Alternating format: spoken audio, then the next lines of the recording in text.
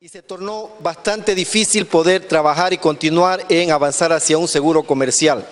De pronto nos fuimos a trabajar en la zona de Tarija con productores de vid que reciben mayores ingresos, entonces ahí comenzamos a promover el modelo y con la cooperación de municipios. Ahí el municipio se compró el lío y dijo, yo coloco un fondo, pero vengan a trabajar con nosotros para poder probar un seguro para los productores de vid, que lo que más sufrían eran del granizo, ¿no?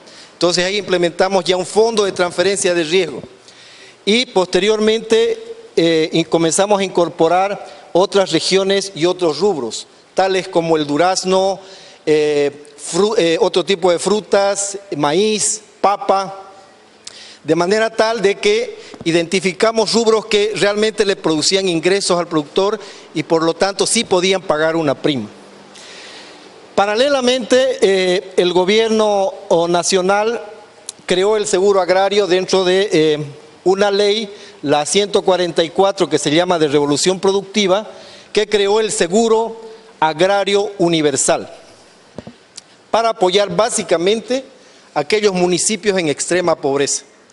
Entonces, pero este seguro lo llevan hasta ahora adelante, ya han hecho varios años de prueba, pero es un seguro un poco, lo podemos llamar catastrófico. Justamente son para estos municipios en extrema pobreza, pero donde el productor no paga nada, absolutamente nada, ¿no?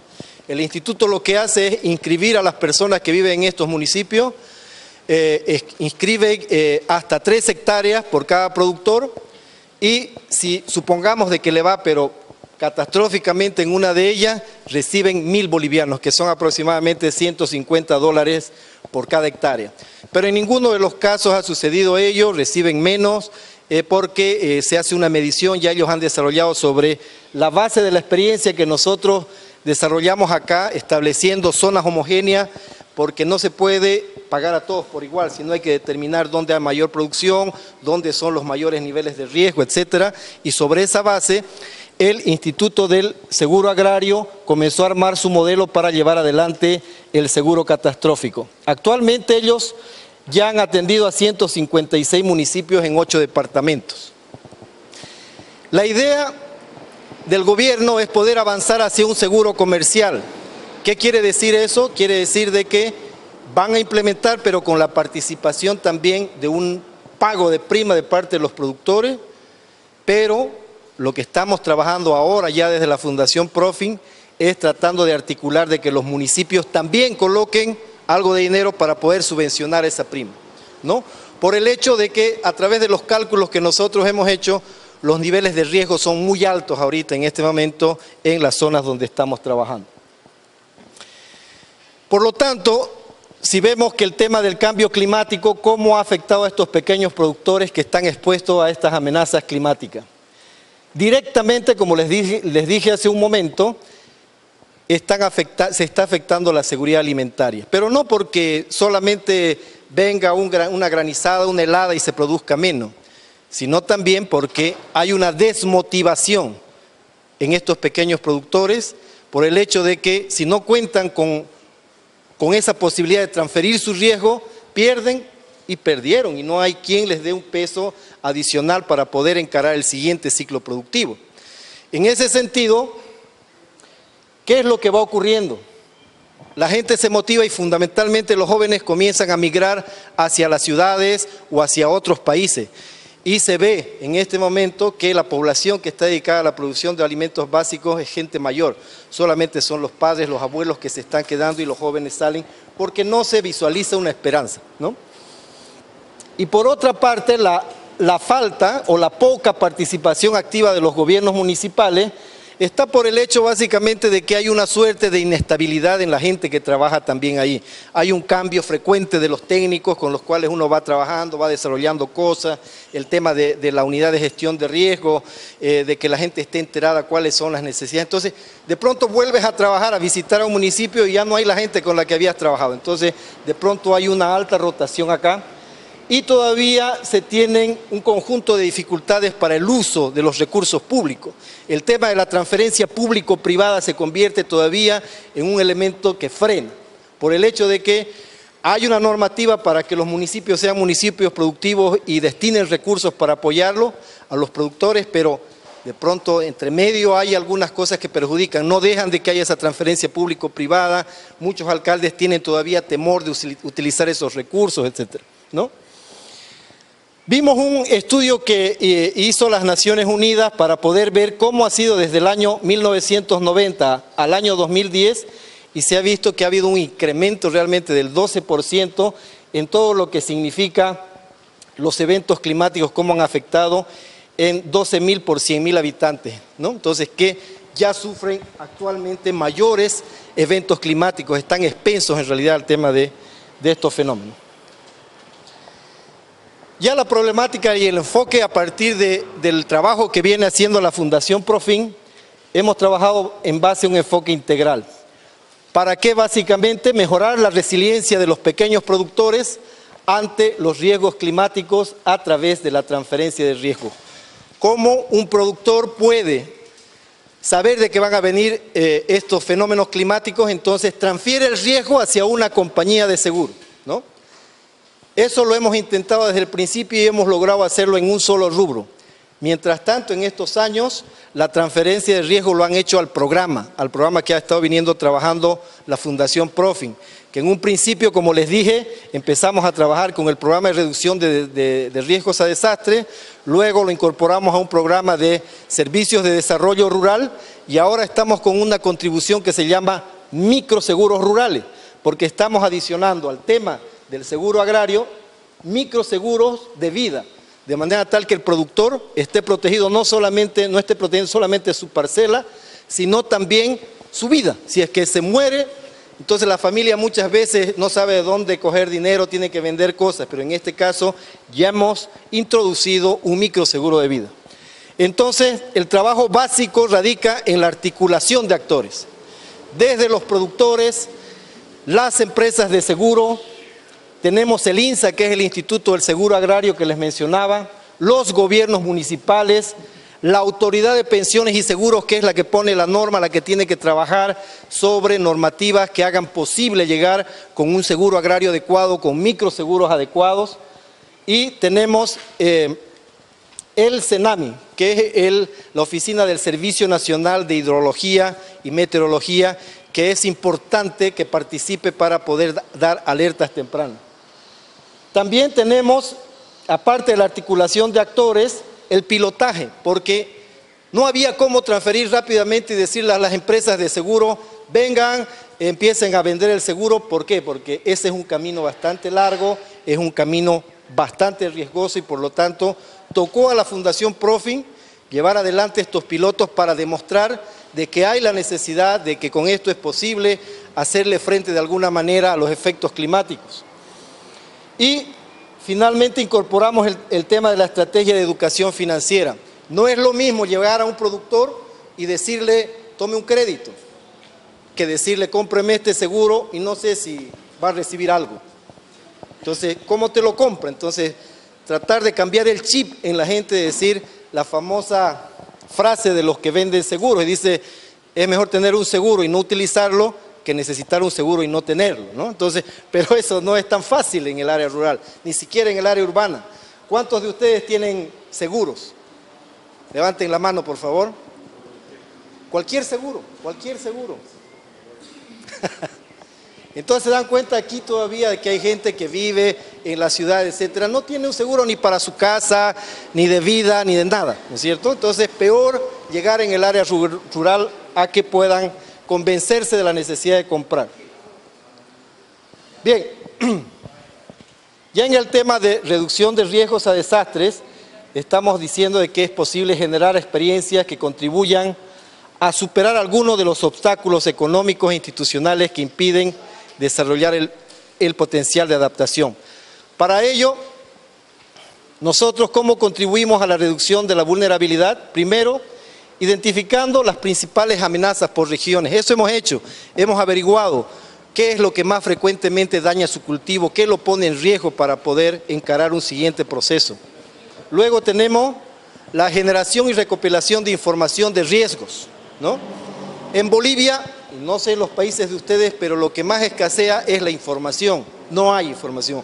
Cuando nosotros comenzamos a querer trabajar esto, buscamos información, pero no hay.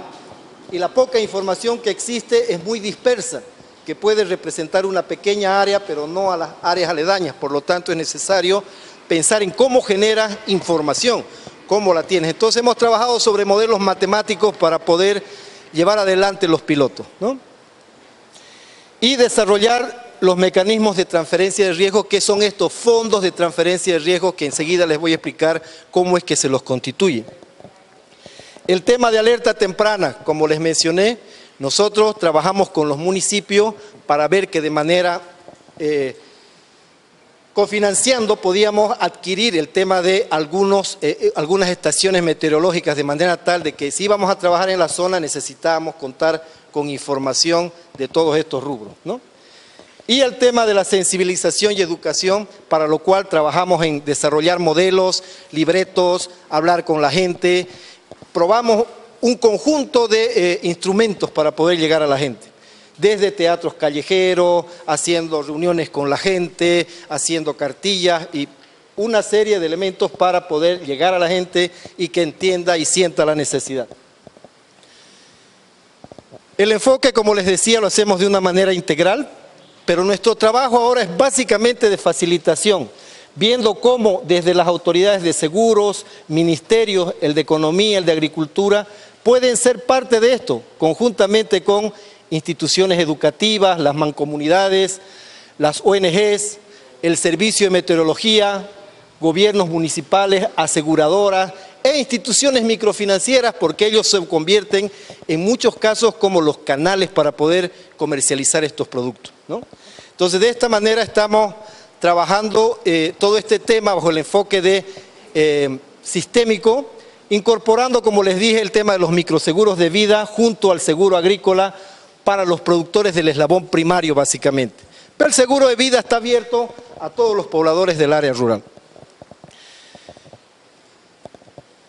Las buenas prácticas en los seguros agrícolas y cambio climático. Entonces, como ya les mencioné, todo el tema de la variabilidad climática tiene una influencia directa en la producción agropecuaria, ¿no? Por lo tanto, estamos tomando a los productores agrícolas que están expuestos a los riesgos climáticos, hacemos la transferencia, logramos que ellos hagan la transferencia a través de un pago de una prima y en este caso es Profin que asume el riesgo a través de la constitución de este fondo de transferencia de riesgo, pero lo que ya hemos logrado, como les dije hace un momento también, es que ya hay una empresa de seguro que se compró el pleito en la BID, por ejemplo. Y ahora lo que queremos es que haya otro actor que se compre el pleito en nosotros, pero por el nivel de riesgo, porque todavía son pocos productores, etcétera, no es como que un negocio interesante para la empresa de seguro. Por lo tanto, es el Instituto de Seguro Agrario el que está llamado a impulsar el tema del seguro comercial. Aquí la articulación que promovemos también es con otros actores para la asistencia técnica.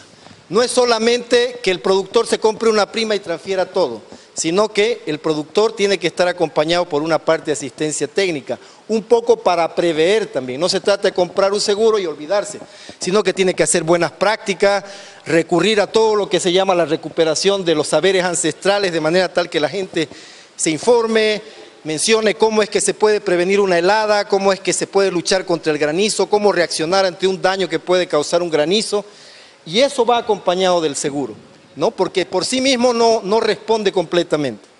Y aquí el tema del CENAMI también en el tema de mandar alertas tempranas, al tener ya estas estaciones, puede informar a los productores y decirles, bueno, prevean que en los próximos 4 días habrá un descenso de temperatura, hay una probable helada. Entonces, ellos, a través de una asistencia técnica mediana y el conocimiento que tienen, ya se preparan para hacerle frente a estos eventos que pueden venir.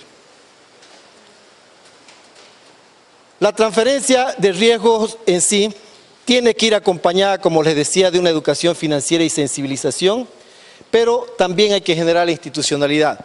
No se trata de que nosotros, acabando este programa en octubre, nos salgamos y todo se caiga, sino que ya las entidades tienen que agarrar el ritmo, apropiarse de ello, los mismos productores, los municipios, las gobernaciones y el gobierno central. Aquí rápidamente les muestro el mecanismo de cómo funcionan la transferencia de riesgo, los fondos de transferencia de riesgo. Hacemos una difusión para la comercialización, hacemos una socialización. los productores vienen, se informan de esto y hacen una solicitud de afiliación. La gente tiene que ir a sus parcelas, ver si están bien manejadas, cuáles son las características mismas del cultivo que están haciendo, etc. Luego, recién se hace la afiliación con el pago de una prima y la firma de un contrato. Cuando hay un siniestro, los productores tienen que denunciarlo inmediatamente para ver si es que es un fondo de transferencia de riesgo que atiende daños, porque el daño tiene que ser sanado inmediatamente. Por lo tanto, en las 24 o 78 horas tiene que venir alguien, verificar la parcela, pagarle de acuerdo a la evolución que se hace por el daño, de manera tal que el productor pueda ir y comprarse algún remedio que le permita curar la planta en ese momento para no comprometer la producción de ese año o de los años siguientes. Entonces, se hace esa verificación, con el peritaje se paga, pero si el modelo me lleva a que yo estoy ejecutando un modelo de rendimiento, eso recién es al final del periodo. Por ejemplo, maíz. Al final recién se hace una peritación y se ve cuál es la cantidad de maíz que ha habido. Sin embargo, él ya ha ido denunciando que ha habido una helada y ha ido afectando a su cultivo, etcétera, etcétera. Entonces, se evalúa al final cuánto es lo que realmente ha perdido para poder ejecutar el pago. Bien, como ya les había mencionado, esto nos refleja un poco este fenómeno del daño para poder curar a tiempo. Hay la cobertura de heladas y de granizo, se hace un peritaje, se hace una evaluación de daño y se hace la indemnización. En el tema, cuando se paga rendimiento, entonces hay un gatillo que se determina. Normalmente los productores saben que van a perder algo en su producción y eso son los que ellos retienen. Pero si eso se visualiza de que la pérdida ha sido mayor a 30%, ahí se habilita un gatillo. Y a partir de ahí se hacen los cálculos para poder calcular cuánto de indemnización es lo que le corresponde a un productor. Este es un resumen de lo que hemos venido haciendo en la papa, en la vid, en el durazno y en el maíz. Aquí, si se fijan ustedes, tenemos los productos que utilizamos: ajustes por daño, rendimiento a cosecha básicamente. Y actualmente se coberturan heladas, granizadas, sequía y exceso de humedad. Todavía en este fondo de transferencia de riesgo no hemos entrado a la cobertura cuando hay plagas, ¿no? Porque eso ya está en manos del mismo productor, él tiene que hacerlo, etc. Entonces, aquí ya estamos tratando de ser parte de una gestión de riesgos, ¿no? Cuando estamos incorporando también la asistencia técnica para ver de prever el tema de la transferencia de riesgo ya también como una parte de la gestión de riesgo. Aquí ven un logo, esta es la empresa de seguros que ya hace años se compró el pleito y está mejorando cada vez su producto para asegurar contra el granizo y contra helada a los productores de la vid. La escalabilidad y una mirada evaluativa, ¿no? Tenemos una comparación entre productores que se afiliaron y productores no afiliados. Si ustedes pueden ver en sus láminas, claramente se ve de que lo que hemos podido recoger es que los no afiliados cada vez se han ido incorporando al segundo, al tercer año porque vieron cuál era la diferencia de contar o no contar con este mecanismo. Vuelvo a repetir, el tema de la educación financiera y la sensibilización tiene que ser continua, no podemos parar con esto y por eso estamos tratando de promover en el Instituto del Seguro Agrario que eso se lo incorpore. Identificando el rubro potencial en la zona, y este tema se vuelve clave ahora que es la subvención parcial de la prima. Si quiere el INSA, el Instituto del Seguro Agrario Nacional, llevar adelante el seguro, tiene que ver cómo logra sacar recursos del municipio, de las gobernaciones, del gobierno central y de los productores para que ellos puedan aportar para comprarse ese seguro. Y un tema clave aquí es la vinculación que hay con el crédito agrícola. Ahora ha salido una norma dentro de lo que son los servicios financieros para considerar al seguro agrícola como una garantía alternativa. De manera tal que si un productor va a solicitar un crédito, lo que le van a decir es: ¿y usted tiene seguro agrícola? No, no tengo. Ah, entonces tiene que presentarme esta garantía, esta otra garantía, etcétera. Entonces, pero si lo tiene, ya le sirve como una garantía para poder acceder a financiamiento. De esta manera funciona el Fondo de Transferencia de Riesgo. Con el programa de la COSUDE se ha constituido un fondo de reserva. A esto lo alimentan las primas que se le cobran a los productores. Este dinero se lo deposita en algún DPF, que son depósitos a plazo fijo, o en algún mecanismo que pueda rendir un buen interés para que ese fondo se vaya alimentando, de manera tal que cuando toque pagar las indemnizaciones, se acuda primero a los intereses ganados y a las primas pagadas, de manera tal de que no afectemos a este fondo que se ha constituido con la cooperación. En eventos extremos nos ha tocado echarle mano, pero muy poco a este fondo, por el hecho de que el número todavía que se asegura no es muy grande. Y ustedes saben que el seguro funciona con la ley de los grandes números. Tiene que haber una cantidad inmensa de asegurados en distintas zonas, mayor riesgo, menor riesgo, etcétera, de manera tal que eso se combina y puedes mantener un balance y hacer que tu fondo no se lo consuma.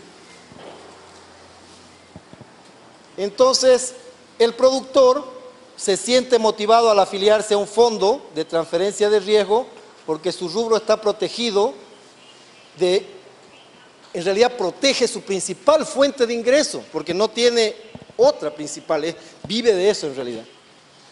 Está protegido ante la incertidumbre de que puede ser que este año caiga la helada o caiga granizo, etcétera, y no sabe si echarle o no a la producción, por lo tanto, ayuda para eso. Y recupera por lo menos una parte de la inversión al verse afectado por cambios climáticos. Todo este modelo que les estoy contando ahora está basado en ir a cubrir básicamente costos de producción, de manera tal de que ayudemos al productor a que en el siguiente ciclo no se vea sin recursos y pare de producir. Entonces, ahí va el tema del Fondo de Transferencia de Riesgo. Rápidamente en el tema hemos tratado de acercarnos un poco al tema de un análisis de costo-efectividad, y aquí en este cuadro que me permito mostrarles es la comparación entre alguien que se compra un seguro que va a incrementar un poco sus costos de producción, pero al final cuando sucede una pérdida por un evento climático, ahí se ve la diferencia. Si bien puede incrementar en 18% sus costos, pero el que no ha comprado un seguro va a perder en una mayor cuantía, que significa más o menos más del 30%. Algunas conclusiones y recomendaciones para dejarlos dormir, porque varios están durmiendo. Ya vamos a ir terminando, así que el desarrollo e implementación de programas de educación financiera en este tema es clave, ¿no? La gente tiene que ir poco a poco mejorando ese chip, cambiando de chip, ir entendiendo cuál es la importancia de poder transferir este riesgo. El tema de la información, como les dije, es clave. Los países tienen que trabajar en mejorar sus sistemas de información, generar, recuperar información, porque es la base de la construcción de este tipo de instrumentos como el seguro agrícola. El tema de tomar en cuenta el costo de producción, para empezar, es bueno. Yo creo que de aquí a unos años ya se podrá trabajar en función de cuánto de ingreso esperaba un productor y asegurar eso, pero por el momento no. El tema del seguro agrícola comercial también creemos de que en los próximos años va a ir tomando fuerza, pero para eso hay que trabajar de una manera coordinada nuevamente con municipios, gobernaciones, el propio Instituto del Seguro Agrario.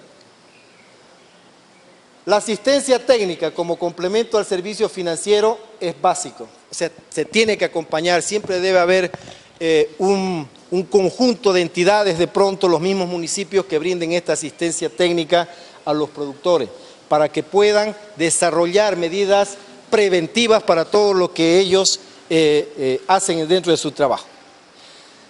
El riesgo elevado que representa la actividad agrícola implica que la prima calculada puede ser muy alta. Eso lo hemos hecho y tuvimos una observación de parte de unos consultores que nos dijeron, pero en Bolivia la prima de riesgo supera el 12%, eso es carísimo. En otros países la prima de riesgo es 2%, 3%. Y ahí la verdad es que todo eso Puede bajar si es que hay información, si es que hay un número grande de asegurados, etc. Entonces, que eso se da en otros países. Pero en Bolivia todavía estamos empezando y esas son nuestras debilidades que queremos ir superándolas de a poco.